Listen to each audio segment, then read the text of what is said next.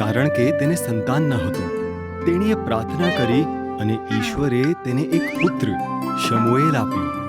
તે ખૂબ આભારી હતી, તેથી તેણે શમૂએલને ઈશ્વરની સેવા માટે આપી દીધો. હાન્નાએ તેના નાના દીકરાને એલી યાજક પાસે તંબુમાં મૂકી દીધો. શમૂએલે વૃદ્ધ અંધ એલીને મદદ કરી.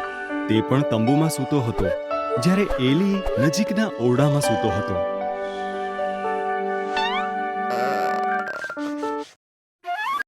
એક રાત્રે શમૂએલને કોઈકે તેનું નામ દઈને બોલાવ્યો. તે ઊભો થયો અને દોડીને એલી પાસે ગયો. હું અહીં છું, તેણે કહ્યું. મેં તને બોલાવ્યો નથી. એલી ગુસ્સે થઈ ગયો. જા, પાછો જઈને સૂઈ જા.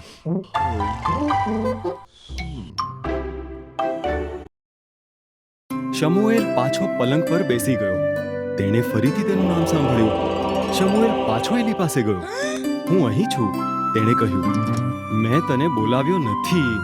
એલીએ ઊંડો નિસાસો નાખ્યો અને કહ્યું, જા, પાછો જઈને સૂઈ જા.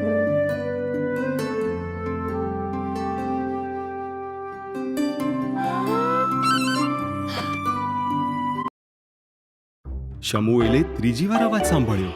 પછી એલીએ કહ્યું કે તે ઈશ્વર છે. જો તે ફરીથી બોલાવે તો કહેજે, બોલો ઈશ્વર, બોલો, તમારો સેવક સાંભળી રહ્યો છે. તેથી શમૂએલે તે પ્રમાણે કર્યું.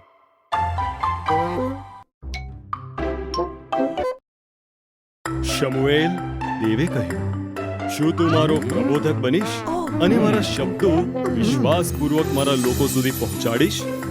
હા, હું કરીશ, શમૂએલે કહ્યું. અને તેણે તે વૃદ્ધ થયો ત્યાં સુધી તેમ કર્યું.